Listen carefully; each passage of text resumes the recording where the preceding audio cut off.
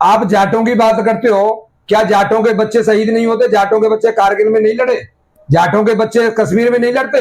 राहुल गांधी फारूक अब्दुल्ला से जाके समझौता करता है और फारूक अब्दुल्ला कहता है कि भाई जो है पाकिस्तान से बात करो। तो क्या ये तो जाट वोट क्यों देंगे? क्या ये गद्दारी नहीं है? क्या गद्दारी तो है ही। ये गद्दारी नहीं किया? फिर ये गद्दारी कौन कर रहा था? कांग्रेस कर रही थी। और कांग्रेस को सपोर्ट कौन कर रहा था? कांग्रेस को सपोर्ट हुड्डा कर रहा था, जाट नहीं कर रहे थे। तुम सोच रहे हो जाट कर रहे होते? जाटों ने षड्यंत्र नहीं था भाई, भूपेंद्र हुड्डा ने षड्यंत्र था। जो समझदार जाट थे, जो पढ़े लिखे जाट थे, वो कोई भी कांग्रेस को वोट दे ही नहीं सकता। तो आप मानते हैं बहुत बड़ा मुद्दा था जो कांग्रेस ने कहा 370 को हम हटाएंगे? और मुद्दा तो है ही, सबसे बड़ा मुद्दा यही है। सबसे बड़ा मुद्दा है, होना भी चाहिए। नमस्कार, मैं हूं सोनू सिंह रघुवंशी और अब मैंने आपसे कहा था कि हरियाणा में जलेबी में चाशनी क्यों नहीं चढ़ी, उसका मैं एनालिसिस कर रहा हूं। लेकिन एनालिसिस उससे पहले मैं करूं, आज मेरे साथ मिल गए हैं जिसके बल पे कांग्रेस बहुत बड़ी सरकार बना रही थी। किसान आंदोलन, पहलवान आंदोलन से लेकर के अग्निवीर योजना तक तमाम हथकंडे कांग्रेस ने आजमाए। यहां तक कि कांग्रेस के मुखिया राहुल गांधी ने हरियाणा में जलेबी बनाने की कोशिश की। जलेबी बनी, लेकिन मुझे लगता है वो जलेबी भी तलने के बाद भगवा हो गई और उसने कह दिया कि भाई मैं भगवा हूं तो मैं तो वफा नहीं कर सकती इतनी ज्यादा कांग्रेस के साथ। तो कांग्रेस से बेवफाई करती हुई कांग्रेस को झटका दे गई। तो आज मेरा जो टॉपिक है वो धर्मवीर जी हैं, जिन्हें आप अच्छी तरह पहचान रहे हैं, राहुल गांधी, लेकिन वो जाट हैं और इसलिए आज इनसे बात तीखे सवाल होने वाले हैं कुछ। क्योंकि ये जाटों ने बहुत बड़ी स्कीम बनाई थी भारतीय जनता पार्टी को हराने के लिए। साम दाम दंड भेद, यहां तक कि टूल किट अमेरिका से लेकर के विदेशों तक टूल किट चलाई गई। बहुत बड़े बड़े पत्रकार, जो अखंड पत्रकार अपने आप को मानते हैं, बहुत बड़े फेसबुक पंडित से लेकर के बहुत बड़े राजनीतिक पंडित, सभी लोग इकट्ठे हुए और उन्होंने साफ कर दिया कि इस बार धरती पर भगवान भी अगर उतर कर आ जाए तो भारतीय जनता पार्टी को जीत नहीं दिला सकते। बहुत बड़ा षड्यंत्र के तहत जितना भी साम दाम दंड भेद अपनाना जाना चाहिए था वो सब कुछ अपनाया गया। लेकिन आज देखते हैं कि एक जाट बैठे हुए हैं सामने, धर्मवीर जी, इनके चेहरे पर शिकस्त है, मायूसी है। या ऐसा क्या हो गया जो जलेबी पे चाशनी नहीं चढ़ी और जलेबी बन नहीं पाई, जो जलेबी राहुल गांधी जी पैकिंग करवा के अमेरिका तक भेजना चाहते थे। और हरियाणा के रहने वाले रमेश जी हैं हमारे बीच, दोनों बहुत अच्छे दोस्त हैं। मैं आपको बताऊं, आज एक ब्राह्मण और एक जाट दोनों सामने बैठे हुए हैं और मेरी पत्रकारिता नहीं है, मेरा एक सवाल है कि जलेबी में चाशनी क्यों नहीं चढ़ी? रमेश जी आप बताइए। जलेबी में चाशनी इसलिए नहीं चढ़ी क्योंकि राहुल गांधी की तो शुरू से सोच ही थी कि हरियाणा को जातियों में बांटो। और लेकिन जो हरियाणा की जो जनता थी वो पहचान गई इस बात को कि अगर जाट एकत्रित हो रहे हैं, बिल्कुल इकट्ठे हो रहे हैं, ज्वाइंट हो रहे हैं, तो और जातियों को मुख्यमंत्री हुड्डा बनेगा और जातियों को जीने नहीं देंगे। चाहे किसी भी चीज की बात आएगी, हर चीज में जाट ही आगे रहेगा, फिर और जातियों को जीने नहीं देंगे। ये हरियाणा चुनाव में चाशनी क्यों नहीं चढ़ी, सबसे बड़ा मुद्दा आज धर्मवीर जी बता रहे हैं कि हरियाणा के चुनाव में चाशनी क्यों नहीं चढ़ी। मुद्दे तो बहुत सारे हैं, जलेबी में चाशनी नहीं चढ़ी, लेकिन सबसे बड़ा और सबसे पहला जब बहुत बड़ा भयानक मुद्दा था, वो मुद्दा कौन सा था धर्मवीर जी? वो मुद्दा था 370 को हटाना। और आप जाटों की बात करते हो, क्या जाटों के बच्चे शहीद नहीं होते? जाटों के बच्चे कारगिल में नहीं लड़े? जाटों के बच्चे कश्मीर में नहीं लड़ते? राहुल गांधी फारूक अब्दुल्ला से जाके समझौता करता है और फारूक अब्दुल्ला कहता है कि भाई जो है पाकिस्तान से बात करो। तो क्या ये जाट वोट क्यों देंगे? ये गद्दारी नहीं है? क्या गद्दारी तो है ही। ये गद्दारी नहीं किया? फिर ये गद्दारी कौन कर रहा था? कांग्रेस कर रही थी। और कांग्रेस को सपोर्ट कौन कर रहा था? कांग्रेस को सपोर्ट हुड्डा कर रहा था, जाट नहीं कर रहे थे। तुम सोच रहे हो जाट कर रहे होते? आप जाटों को बचा नहीं सकते, आप जाटों को बचा नहीं। आप जाट है, आप जाट है तो आप जाटों की तरफ से बोलेंगे या सच बोलेंगे? आप मैं सच बोल रहा हूँ। क्या ये सच नहीं है? जाटों ने एक षड्यंत्र रचा हरियाणा चुनाव में? जाटों ने षड्यंत्र नहीं रचा भाई, भूपेंद्र हुड्डा ने षड्यंत्र रचा। जो समझदार जाट थे, जो पढ़े लिखे जाट थे, वो कोई भी कांग्रेस को वोट दे ही नहीं सकता। तो आप मानते हैं बहुत बड़ा मुद्दा था जो कांग्रेस ने कहा 370 को हम हटाएंगे? और मुद्दा तो है ही, सबसे बड़ा मुद्दा यही है। सबसे बड़ा मुद्दा है, होना भी चाहिए। मैं तो कहता हूं कांग्रेस को बिल्कुल दरकिनार कर देना चाहिए।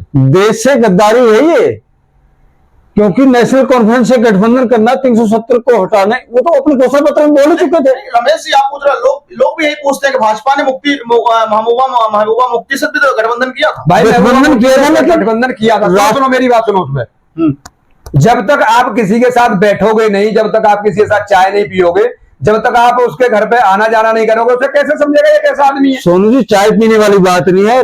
भाजपा ने राष्ट्र हितों के मुद्दों से कोई समझौता नहीं किया था, गठबंधन जरूर किया था, लेकिन जहां राष्ट्रीय हित की बात आई वहां उसने उसको बीजेपी को दरकिनार कर दिया था। अब ये थे, मैंने कहा कि आज धर्मवीर जी हैं जो जाट हैं और हरियाणा से रमेश जी हैं जो पंडित जी हैं, तो आज दोनों की बड़ी गर्मा गर्म बहस होने वाली है और मैं इस बहस का हिस्सा बनना चाहूंगा और इसके आगे बात करते हैं। लेकिन आज धर्मवीर जी जो बता दिया इन्होंने कि हरियाणा वालों के अंदर जो देशभक्ति का जुनून था, जो कांग्रेस ने कहा, कांग्रेस ने सेल्फ गोल कैसे किया, बहुत सारे उन्होंने दिक्कतें की और इसे आप इग्नोर नहीं कर सकते कि जाटों ने एकता नहीं बनाई। वो अलग बात है, सारे जाटों ने एकता नहीं बनाई, लेकिन जाट उसमें साम दाम दंड भेद खेला गया, चाहे वो विनेश फोगाट का मैटर हो, चाहे वो राकेश टिकैत का मैटर हो, चाहे वो हुड्डा का बाप बेटे का मैटर हो, ये चीजें तो चली हैं, उसमें आप इसको इग्नोर नहीं कर सकते।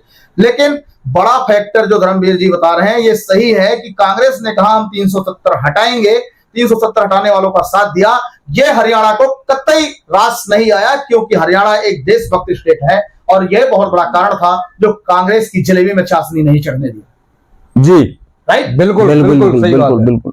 पहले मैं धर्मवीर जी से पूछना चाहता हूं, धर्मवीर जी बताइए कि जब देश आगे बढ़ रहा है, जब देश को जाति विहीन करने की योजना बनाई जा रही, बड़े बड़े जो धर्मशास्त्री हैं, चाहे वो बाबा बागेश्वर हो, चाहे वो पीठाधीश्वर जगत गुरु भद्राचार्य जी हों, सब जातियों को हटा करके एक जाति एक समान उठने बैठने खाने की बात कर रहे हैं। वो कह रहे जो कुछ हुआ सो गलत हुआ, लेकिन अब हमें एक साथ होना है, अपने भारत को आगे ले जाना है। तो ये जाट ला करके जाटवादी जो जाटवादी राजनीति पैदा की गई और साम दाम दंड भेद सब कुछ अपनाया गया, उसके बावजूद ये कैसे हो गया, जलेबी में चाशनी क्यों नहीं चढ़ी?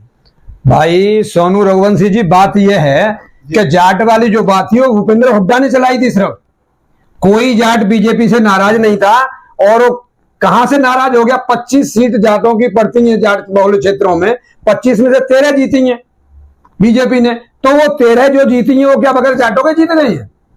ये झूठी अफवाह थी, बकवास था, बिल्कुल एक षड्यंत्र बनाया गया कि इस तरीके से लोगों को भ्रमित करो कि जाट जो है बीजेपी से नाराज है, इसलिए जो है ये कुछ नहीं हुआ, बकवास था ये सब। भाई वो 13 सीटें जाटों के दम पे नहीं जीती, तो किसके दम पे जीती? जाटों के दम पे नहीं जीती। तो जो हरियाणा का इलेक्शन था जाट वर्सेस नॉन जाट हो गया था, तुम्हारे कहने से था, और बिरादरियों ने भी। अरे हुड्डा तो अपने आपको चीफ मिनिस्टर मान रहे बैठा हुआ था। हुड्डा नॉन जाट है जो अन्य जाति है उनको समझ में आ गई, हुड्डा ही तो बैठा हुआ था जाट पे। जाट की बात बताऊं? मेरा सवाल सिर्फ यह है कि आप कह रहे हो जाट नाराज नहीं था, मैं भी यही मानता हूं, जाट तो बहुत बड़े देशभक्त हैं, क्योंकि जाट आपको पता है, आप जाट रेजिमेंट ले लीजिए, आप मतलब जाटों का योगदान कौन भूल सकता है। आज दिल्ली के अंदर आप बैठे हो, दिल्ली में सब जितना आप चले जाओ, किसी भी, चाहे वो जल बोर्ड में चले जाओ, चाहे आप पुलिस डिपार्टमेंट में चले जाओ, चाहे आप हॉस्पिटल में चले जाओ, हर जगह हरियाणा के जाटों का बोलबाला है, हर जगह हर विभाग में हुआ है। और जिस तरीके से स्थितियां जाट देशभक्त होते हैं और जिस तरह से स्थितियां पैदा हुई, अभी आपने हाल में बांग्लादेश देखा, आप सब कुछ देख रहे हो और उसके बावजूद भी ये कहते हो कि जाट बीजेपी से नाराज है। मैं भी नहीं मानता जाट बीजेपी से नाराज है। अगर जाट बीजेपी से नाराज होते तो जाट बहुल क्षेत्रों में जहां 25 सीटें आती हैं वहां से 13 सीट बीजेपी लेकर जाती है, तो मैं भी नहीं मानता इस चीज को जाट नाराज है। अब बताइए, लेकिन एक सवाल है यहाँ पैदा होता है, वो उसे आप पहलवान कितना पहलवान मानते हो? विनेश फोगाट को कितना पहलवान मानते हो? भाई विनेश फोगाट पहलवान थी, लेकिन इसका मतलब ये नहीं है कि वो डायरेक्ट जो है का विदेश में जाए और कुश्ती लड़े। ये विनेश फोगाट को तो जो है भूपेंद्र हुड्डा और दीपेंद्र हुड्डा ने गलत राह पे चला दिया, इसलिए वो सारा बमंडर रचा गया खामोखा का। वहां तो कोई मतलब ही नहीं था ये बमंडर रचने का। तो ये जाट की एक बात बताऊं आपको मैं, धर्मवीर जी तो कह रहे जाट नाराज ही नहीं है। जाट की एक बात बताऊं मैं तुमको, बुजुर्ग लोग भी बताते हैं कि जाट वो चीज है, अनपढ़ जाट पढ़ा जैसा और पढ़ा जाट खुदा जैसा। तो अगर बीजेपी से जाट नाराज होते तो भाई अब तुम ही बता दो कि 25 में से 13 कैसे आ जाती? फिर मैं तो नहीं मानता भाई 25 में जाट वोट 25 से 28% के लगभग ही तो हरियाणा में है, बाकी तो 72% 75% वोट तो अन्य जातियों का ही है। ये अगर वो 13 सीटें जीत के आई, ये मत सोचो कि जाट के दम पे जीत के आई वो, तो बगैर जाट के भी नहीं जीत के आई। अरे 72% वोट तो बच गया ना अन्य जातियों का, वो कहां जाएगा? वो 17 सीट सर बीजेपी ने एससी को 17 सीटें दी।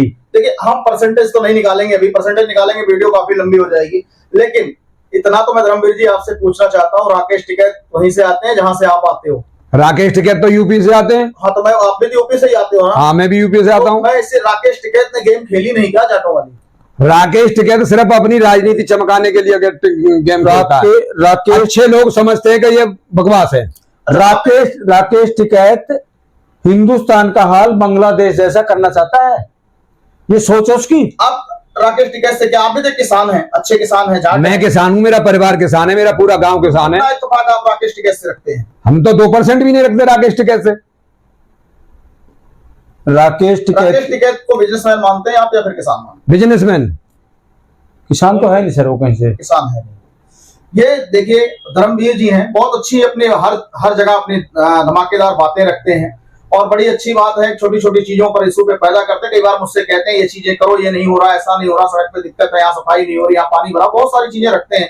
लेकिन आज मुझे लगा कि धर्मवीर जी से ही पता किया जाए कि जलेबी में चाशनी क्यों नहीं चढ़ी, क्योंकि ये भी जाट है और सबने देखा हरियाणा में किस तरीके से गंदा खेल खेला गया। लेकिन ये सब असंभव कैसे संभव हो गया? कैसे बीजेपी के लिए, बीजेपी को भी उम्मीद नहीं थी कि इतनी बड़ी सीटें हमारे साथ होने वाली। देखो योगी जी ने एक बात बोली थी, 80 बनाम 20।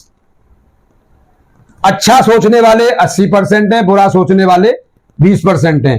तो ये चुनाव भी 80 बनाम 20 पे हुआ है और ये तो एक हवा बनाया गया भूपेंद्र हुड्डा और दीपेंद्र हुड्डा की तरफ से कि जाट नाराज हैं, जाट नाराज हैं, जाट वर्चस्व होना चाहिए। ये खामोखा की बातें थी। अरे भाई जाट के लिए हुड्डा तो अपने आप को सीएम पहले से ही माने बैठा था और इसमें रणदीप सुरजेवाला ये अपने को अरे रणदीप सुरजेवाला की तुम क्या बात करते हो? वो स्वयं जो है 3 बार हार गया। अपने बेटे को टिकट कुमारी शैलजा को उन्होंने कहीं भी आगे ही नहीं आने दिया, उसके कैंडिडेटों को हराया गया। तो ये भूपेंद्र हुड्डा की चाल है और रणदीप सुरजेवाला की चाल है, तो पूरे जाटों की थोड़ा चाल है। देखिए कभी भी सारे गलत नहीं होते, ये बात आपकी बात से मैं सहमत हूँ। सारे के सारे कभी गलत नहीं होते, तो जबरदस्ती की गेम खेली जाती है। अब तो उत्तर प्रदेश में ले लो, कभी कहते हैं योगी जी से छत्री नाराज हैं और अगर एक बदमाश छत्री को मार दिया तो कहते पूरे छत्री नाराज हो गए, भाई छत्री को मार दिया, ब्राह्मण को मार दिया, विकास दुबे को मार दिया, कहने लगे अखिलेश यादव कहने लगे भाई पूरा ब्राह्मण समाज नाराज हो गया। किसी मुस्लिम को मार दिया तो कहने लगे पूरा मुस्लिम समाज नाराज हो गया। एक बात और मैं पूछना चाहता हूँ भाई, गुंडे की कोई जात नहीं होती है। से एक बात और पूछना चाहता हूँ। पहलवान की बात कर रहे हैं, विनेश फोगाट पहलवान थे, योगेश्वर दत्त पहलवान नहीं था? उसने देश के लिए वर्ल्ड कप में वो नहीं जीता, मेडल नहीं जीते, उसको क्यों कांग्रेस ने आया 2 बार? सिर्फ जाट और नॉन जाट के आधार पर योगेश्वर दत्त को 2 बार हरा। योगेश्वर दत्त पहलवान था। हाँ, वो पहलवान 2014 में नरसिंह यादव पहलवान नहीं था। सुशील कुमार ने नहीं जाने दिया उसको, दूध में ड्रॉप टेस्ट में फेल करवा दिया, तो वो भी तो पहलवान था। राजनीति तो हुई है जाट विनेश फोगाट जीत गई, ऐसे कांग्रेस का क्या फायदा होने वाला? कुछ फायदा नहीं होगा। कांग्रेस का क्या फायदा होगा? विनेश फोगाट तो जीत गई, लेकिन कांग्रेस का बेड़ा गर्क कर गई। दिनेश फोगाट को जीतने से कांग्रेस का थोड़ा मुख्यमंत्री बन जाएगा। हरियाणा चुनाव हारने का कांग्रेस में कौन जिम्मेदार है? विनेश फोगाट जिम्मेदार आपको लगता है या हुड्डा जिम्मेदार है? दिनेश फोगाट जिम्मेवार नहीं है। हरियाणा में चुनाव हारने का जिम्मेवार मैं मानता हूं भूपेंद्र हुड्डा और दीपेंद्र हुड्डा को। बाप बेटे की राजनीति, बाप बेटे की राजनीति, परिवारवाद की राजनीति, मतलब माँ बेटे की राजनीति और बाप बेटे की राजनीति। हाँ, क्या रणदीप सुरजेवाला के पास में और कोई ऐसा नेता ही नहीं पैदा कर पाया अपने क्षेत्र में जो अपने बेटे को अलावा किसी और को टिकट दिलवा देता? रमेश जी आप तो हरियाणा से हैं, कुछ रोशनी डालिए, कैसे क्या हो गया ये? कैसे मतलब ये जलेबी में ये सर ये जनता को, ये हरियाणा की जनता को 2-4 दिन पहले ही समझ में आ गया कि जैसे जाट आरक्षण में देख के, बिल्कुल देख के ये हुआ हरियाणा में कि ये दुकान की आग लगाएंगे, ये दुकान किसकी है, ये जाट की, छोड़ दो, ये फलाने की, जला दो, ऐसा हुआ हरियाणा में। वो लोगों ने देखा है, हरियाणा की जनता ने भुगता उसको। धर्मवीर जी क्या कांग्रेस को ये लगता है मतलब जनता मूर्ख है, जनता को समझ में नहीं आ रहा? क्योंकि जो यहाँ भारतीय जनता पार्टी योजनाएं चला रही है वो ना उसमें जातिवाद देख रही है, ना उसमें धर्म देख रही है, क्योंकि एक तरीके से शुरू होता है और लास्ट छोर तक मिलता, चाहे उसमें हिंदू आता है, मुस्लिम आता है, पारसी आता है, सरदार आता है, कोई भी किसी भी जाति का आता है, सबको जो योजनाएं होती, चाहे वो आपका अभी देखो इन्होंने जो इज्जत घर बनवाए उसे देख लीजिए, या फिर राशन दे रहे हैं उसे देख लीजिए, मतलब जितनी भी स्कीमें इनकी आ रही हैं, चाहे वो आपका कौन सा कार्ड बनवाया, आयुष्मान कार्ड हो गया, उसमें कोई जाति नहीं देख रहे, सिलेंडर का चूल्हा दिया उज्ज्वला का, उसमें कोई जाति नहीं देख रहे, सबको दे रहे। क्या जनता इस चीज को नहीं समझती है? जनता को जातिवाद में बांट करके क्या बनाना चाहते हैं? देखिए, कांग्रेस की जितनी मेरी समझदारी है, 10 साल की उम्र से मैं राजनीति को देख रहा हूं, लेकिन मैं गरीब घर में पैदा हुआ हूं। कांग्रेस 5 साल में एक बार एमएलए गांव में आता था और 35 रुपए की धोती देता था और वो जीत जाता था। कांग्रेस को विकास से कोई मतलब नहीं है।